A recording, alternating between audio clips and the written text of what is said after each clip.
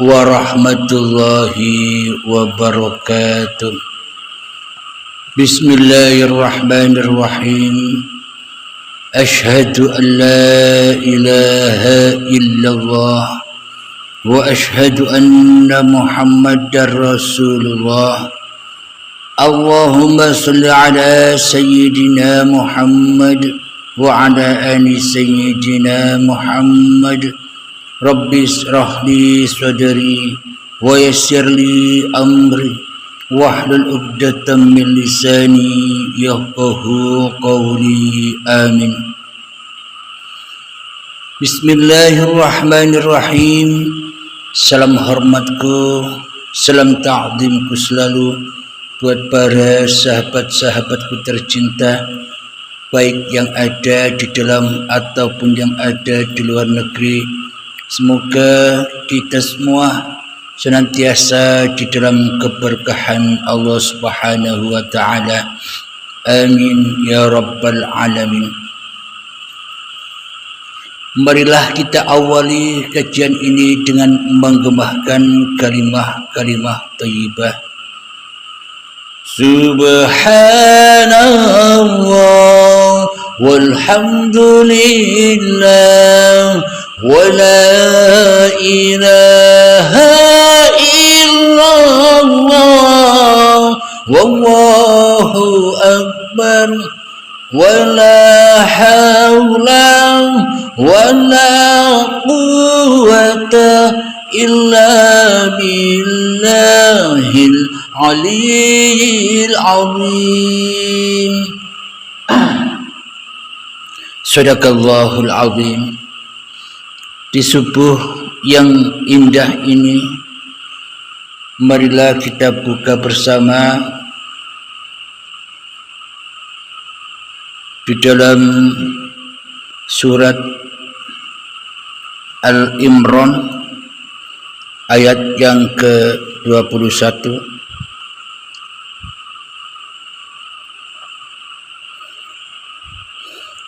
A'udzu billahi minasy syaithanir rajim. Bismillahirrahmanirrahim. Innal ladzina yakfuruna bi ayatillahi wa yaqtuluna an-nabiyyina بغير حق ويقتلون الذين يأمرون بالقسط من الناس فبشرهم بعذاب أليم.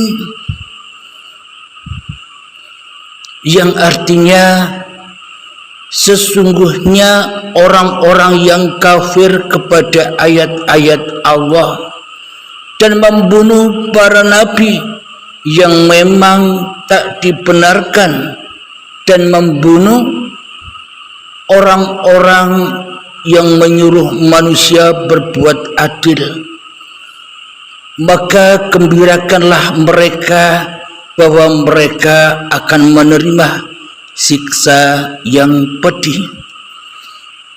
Shadaqallahul azim. Bila kita rujuk zaman dahulu, maka banyak para nabi dan rasul yang dibunuh oleh kaumnya sendiri. Akan tetapi di sini menerangkan makna mutasabihatnya. Siapakah orang-orang yang membunuh para nabi-nabinya itu? Siapakah orang-orang yang membunuh para rasul-rasulnya itu? Sejatinya orang-orang yang membunuh para nabinya, orang-orang yang membunuh para rasulnya, dialah orang-orang yang ingkar kepada ajakan para nabi, yang ingkar dari ajakan para rasulnya. Diajak untuk kemana? Diajak untuk kembali kepada Tuhan yang telah menciptakan dirinya. Karena manusia selama ini sama-sama ingkar kepada Tuhannya, maka didatangkanlah para nabi dan para rasul.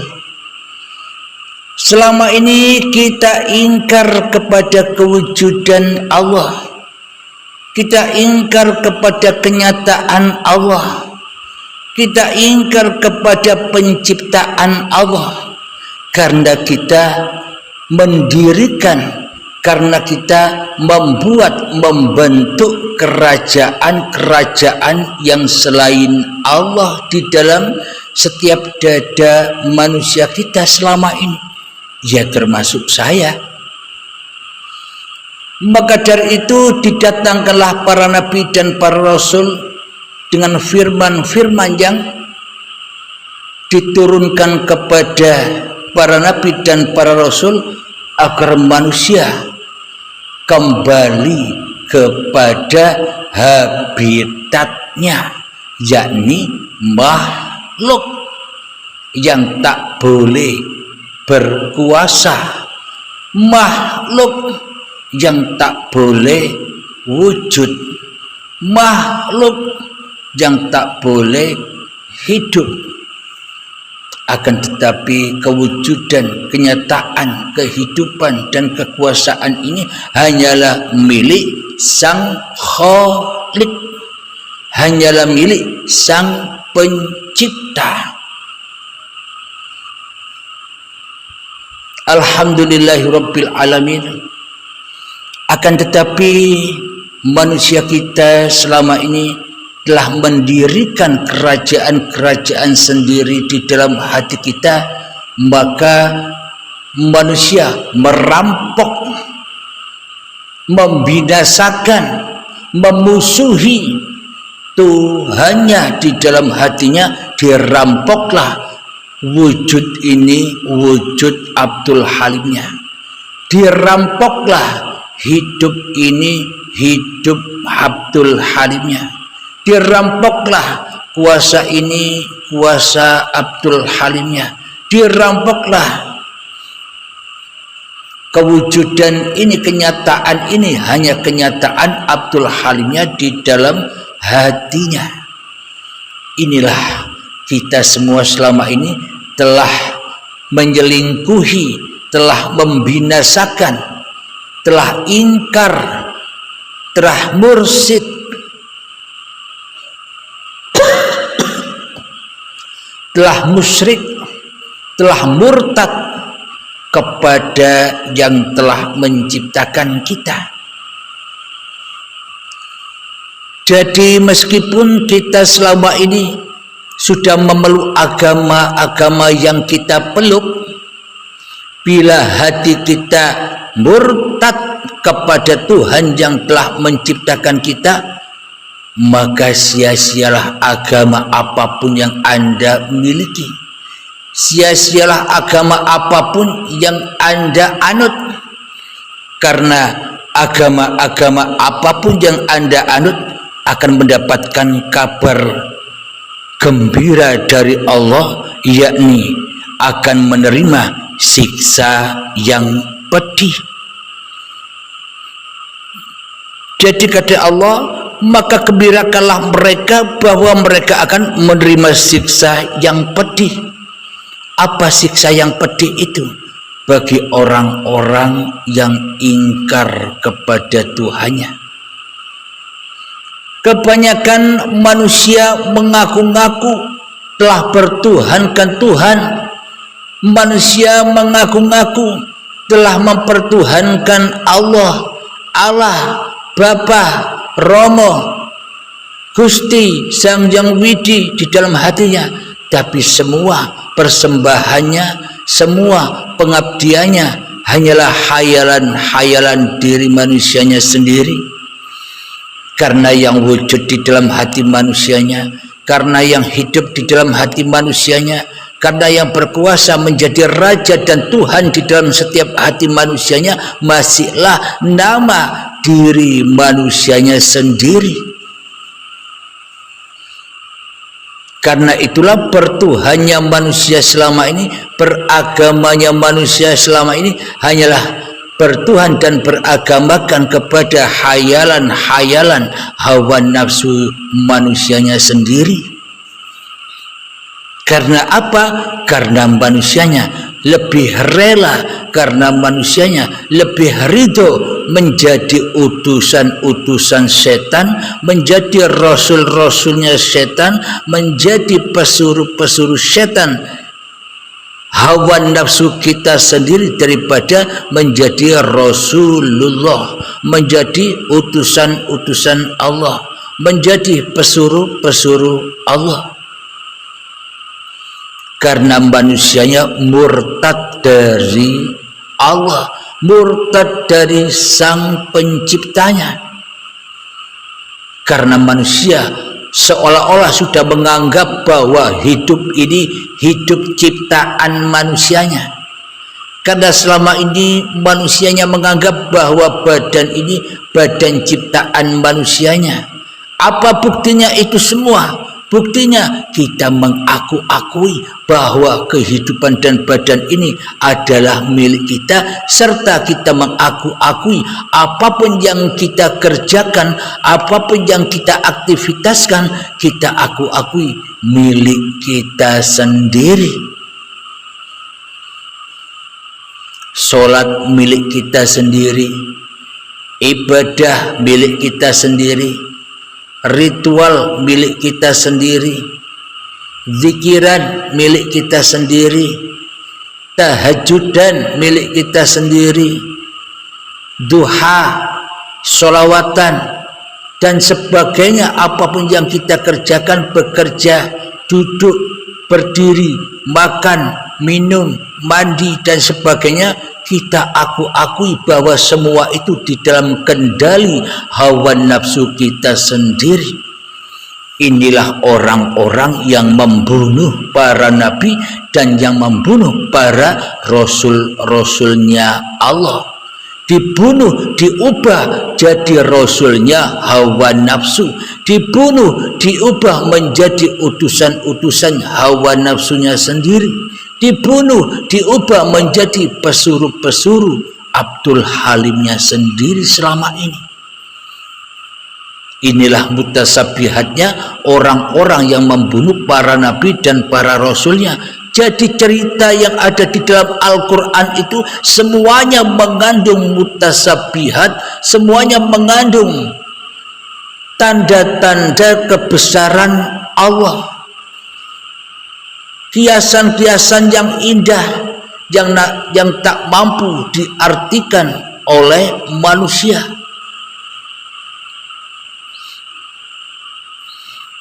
Alhamdulillahirabbil alamin. Mari kita buka lagi di dalam surat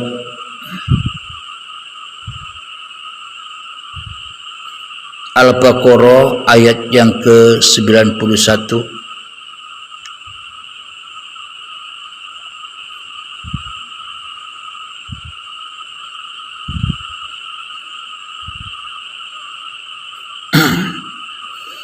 A'udzu billahi minasyaitonir rajim.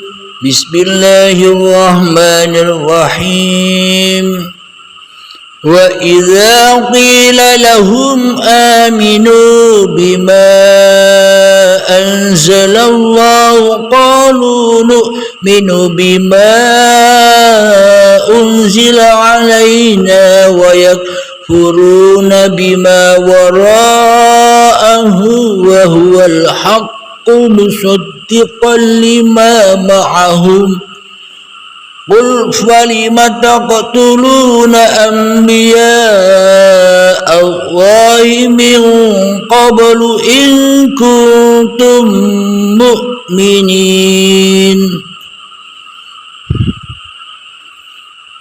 Yang artinya, dan apabila dikatakan kepada mereka, berimanlah kepada apa yang diturunkan oleh Allah, mereka menjawab, kami beriman kepada apa yang diturunkan kepada kami, dan mereka ingkar kepada apa yang setelahnya, padahal Al-Quran itu adalah yang hak, yang membenarkan apa yang ada pada mereka. Katakanlah Muhammad, mengapa kamu dahulu membunuh nabi-nabi Allah jika kamu orang-orang yang beriman? Shadaqallahul azim. Inilah kenyataan paparan atau kajian yang kita kaji tadi, yakni manusia yang membunuh para nabi dan manusia yang membunuh para rasulnya, yakni manusia yang membunuh Tuhannya di dalam hatinya. Akhirnya manusia merampas singgasana Tuhannya, manusia merampas kekuasaan Sang Khalik menjadi kekuasaan makhluknya di dalam hatinya. Kalau Anda tidak percaya, coba cek di dalam masing-masing hati Anda. Ada siapakah di dalamnya? Yang ada di dalamnya diri Tuhan yang menciptakan kita semua, ataukah yang ada di dalam hati kita malah diri kita masing-masing yang menjadi penguasanya, diri kita masing-masing yang menjadi pemiliknya, diri kita masing-masing yang menjadi penghuni rumah tua, yakni badan-badan ini. Maka yang dikatakan orang-orang yang beriman itu ketika manusianya sudah gaib di dalam hatinya, yang wujud hanyalah Tuhannya. Itulah orang-orang yang beriman, bukan kebalikannya. Tidak mungkin orang-orang yang beriman itu orang-orang yang merasa wujud dirinya di dalam hatinya daripada kewujudan Tuhan yang telah menciptakannya.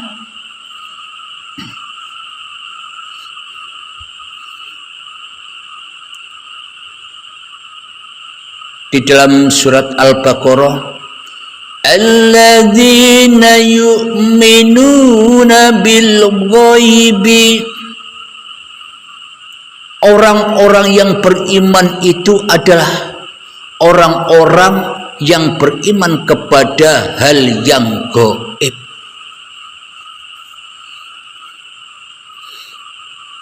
Bila diartikan secara kemanusiaan, bila difahami secara hawa nafsu, maka manusia lebih wujud daripada Tuhannya.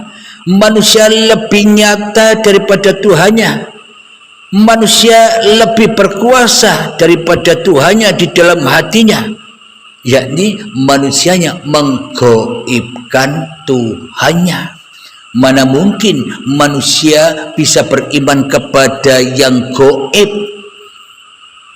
Bagaimana mungkin manusia percaya kepada yang tidak ada? Bagaimana mungkin manusia dikatakan beriman kepada hal yang belum diketahuinya? Bagaimana mungkin manusia dikatakan beriman kepada Tuhan yang belum pernah disaksikannya? Inilah yang dikatakan persaksian yang palsu itu. Bagaimana mungkin kita bisa beriman kepada surga dan neraka sementara kita tak pernah menyaksikan surga dan neraka itu? Bagaimana mungkin kita bisa yakin dan percaya kepada wat sirotol mustaqim padahal kita belum melewatinya, katanya besok? Berarti keyakinan iman dan akidah kita selama ini hanyalah hayalan saja versi manusianya, ikut pemahaman versi Tuhan manusianya masing-masing. Akan tetapi bila mengikuti Allah dan Rasulnya, maka pemahamannya tidak demikian. Karena manusianya jadi Tuhan di dalam hatinya sendiri, maka pemahaman apa yang dibaca selama ini hanya mengikuti pemahaman hawa nafsunya, bukan pemahaman Tuhannya. Kenapa? Karena hawa nafsunya ternyata lebih wujud daripada kewujudan Tuhannya di dalam hatinya. Hawa nafsunya lebih dipertuhankannya daripada mempertuhankan Tuhan yang telah menciptakan hawa nafsunya. Maka ya tidak selamat hawa nafsunya, tidak mutmainnah hawa nafsunya. Jadi arti yang sebenar-benarnya menurut Allah, bukan menurut manusia, adalah alladzina yu'minuna bil ghaibi. Orang-orang yang beriman itu adalah percaya, yakin di dalam hatinya bahwa diri manusianya lah yang barang gaib itu, bukan Allahnya yang gaib. Bila Allahnya yang gaib, manusianya yang wujud, sesungguhnya manusia telah membela dirinya sendiri, manusia telah membela hawa nafsunya sendiri. Ketika manusianya yang merasa wujud, manusia membela iblis dan setannya sendiri. Ini versi tafsir di sisi manusia dan hawa nafsunya. Mana mungkin dikatakan beriman selagi manusianya di dalam hatinya jadi sang Khalik, sedangkan Allahnya dijadikan makhluk, dijadikan tidak wujud, sedangkan Tuhannya dijadikan tidak hidup, sedangkan Tuhannya dijadikan tidak kuasa apa-apa terhadap diri kita. Ini kan iman akidahnya iblis dan setan yang tidak mau sujud kepada Adam. Manusia-manusia yang tak rela dan tak ridho dikatakan tidak ada, dikatakan gaib di dalam hatinya. Manusia tidak rela, tidak ridho bila manusianya dikatakan gaib, hanya Tuhannya saja yang ada. Karena pemahamannya beragama dan bertuhannya versi ala hawa nafsu, yang dibela ya hawa nafsunya sendiri-sendiri. Mana mungkin kita bisa membela Allah sementara Allah tidak kita pertuhankan sebagai Tuhan sang pencipta diri kita.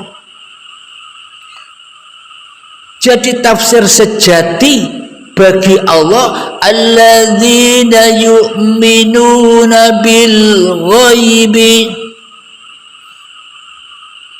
orang-orang yang beriman itu adalah orang-orang yang percaya dan orang-orang yang yakin bahwa diri manusianya sendirilah yang gaib. Kenapa? Diri manusia hanyalah makhluk yang diciptakan. Diri manusia itu berawal dari yang gaib, dari yang tidak ada, hanya Allah yang ada. Coba Anda hayati masing-masing usia Anda. Berapa usia Anda sekarang? Usia saya 50 tahun. Lalu 50 tahun yang lalu Abdul Halim saya ini ada di mana? 50 tahun yang lalu Abdul Halim ini kan gaib. Abdul Halim ini kan tiada. Abdul Halim ini kan tidak ada wujudnya 50 tahun yang lalu. Berarti siapa yang lebih gaib itu dan siapa yang lebih wujud itu? Yang lebih gaib kan kewujudan diri manusianya. 50 tahun yang lalu saya tidak ada, belum merupakan apa-apa dan tidak bisa disebut sebagai siapa-siapa 50 tahun yang lalu. Kenapa? Karena Abdul Halimnya nggak ada, Abdul Halimnya gaib.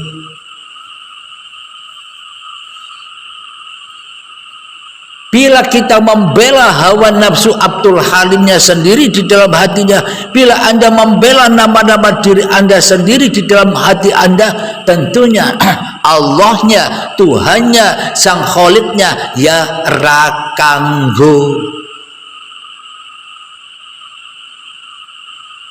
Kenapa? Karena bertuhan kita selama ini hanyalah untuk hiasan hawa nafsu kita sendiri, supaya dipandang manusia lain seolah-olah kita telah bertuhan dan telah beragama agamanya Tuhan, apapun agama kita. Sesungguhnya selama ini kita hanya penyembah manusia, penyembah hawa nafsu. Kita beragama dan bertuhan versinya manusia, versinya hawa nafsu. Itulah yang dikatakan penyembah dirinya sendiri, penyembah kemanusiaannya sendiri. Inilah manusia-manusia yang membunuh para nabi dan yang membunuh para rasul-rasulnya. Lalu apa buktinya bahwa kitalah yang gaib, bahwa kitalah yang tak nyata kewujudannya, bahwa kitalah yang tak nyata kehidupannya? Bukti bahwa kitalah yang tak wujud, yang tak hidup. Coba kita buka di dalam surat Al-Insan, surat untuk manusia, surat dari Tuhan untuk manusia. Coba kita simak bersama. A'udzu billahi minasy syaithanir rajim. Bismillahirrahmanirrahim. Hal ata 'alal insani hinum minad dahri lam yakun syai'an madhkura. Yang artinya, bukankah pernah datang kepada umat manusia waktu dari masa yang ketika itu belum merupakan sesuatu yang dapat disebut? Inilah bukti yang nyata itu, bahwa sesungguhnya manusia ini bukan apa-apa, bukan siapa-siapa, alias gaib, yang wujud hanya Tuhannya. Apa alasan kita tak menerimakan bahwa kita manusia ini yang gaib? Karena kita tidak merasa bahwa hidup dan badan ini ciptaan Tuhan. Dan karena kita merasa selama ini bahwa hidup dan badan ini adalah ciptaan masing-masing diri manusianya sendiri di hatinya. Coba di dalam hati kita ada siapa? Yang ada kan hanya nama-nama diri pribadi Anda sekalian, termasuk saya, daripada Tuhannya. Karena manusianya sudah menjadi Tuhan, Allahnya ditiadakan, Allahnya diusir, Allahnya dibunuh agar tidak menguasai diri manusianya lagi, agar tidak menjadi penguasa di dalam hati manusianya, kecuali diri manusianya sendiri di dalam hatinya. Sehingga Allah tidak bisa disebut, tidak bisa disaksikan kewujudannya oleh manusia, karena manusianya sudah beralih, asalnya makhluk tidak kuasa dan gaib, sekarang menjadi Sang Khalid yang merasa lebih wujud daripada kewujudan Tuhannya. Inilah manusia-manusia yang dikatakan pembunuh para nabi dan para rasul-rasulnya Allah. Karena manusianya mengabdikan, mempersembahkan utusan dirinya, mempersembahkan kerasulan dirinya hanya kepada hawa nafsu, iblis dan setan. Manusia lebih memilih menjadi rasulnya setan daripada Rasulullah.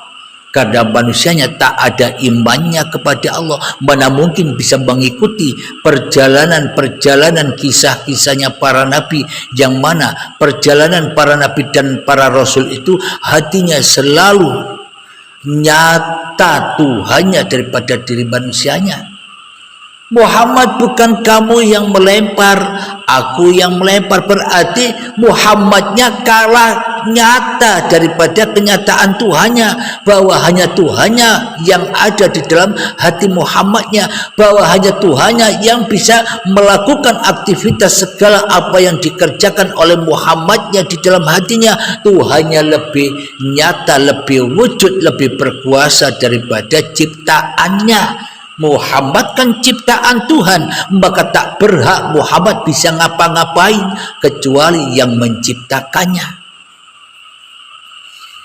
Namun bila di hati kita tidak sama dengan hatinya para nabi dan para rasul, ketika hati kita tidak sinkron dengan hatinya Kanjeng Nabi Muhammad, yakni mentuhankan dirinya sendiri, mewujudkan dirinya sendiri, menghidupkan dirinya sendiri, hatta meskipun kita berjumpa langsung bertatap muka dengan Nabi Muhammad, dengan Nabi Isa, dengan Nabi Musa, dengan Nabi Ibrahim, dan dengan para nabi siapapun kita berhadapan dengan Nabi Khidir, bila di dalam hati kita beda iman, beda keyakinan, apa yang mau kita banggakan? Jangankan mimpi, jangankan kita mengaku-akui kita umat Muhammad, padahal di dalam hati kita beda Tuhan dengan Nabi Muhammad, beda Tuhan dengan Nabi Isa, beda Tuhan dengan Nabi Musa dan sebagainya, beda Tuhan dengan Nabi Daud. Apa yang mau kita bangga-banggakan bila iman akidah kita ingkar daripada ingkar kepada Tuhannya para nabi dan Tuhannya para rasul? Ya sia-sia wae, meskipun Nabi Muhammad bisa kita saksikan secara live, secara langsung, kita bisa bertemu langsung dengan Nabi Muhammad. Bila iman kita tidak sama dengan Nabi Muhammad, mana mungkin kita bisa menjadi umatnya Nabi Muhammad? Imannya beda kok ngaku-ngaku umatnya Nabi Muhammad, akidahnya beda kok ngaku-ngaku menjadi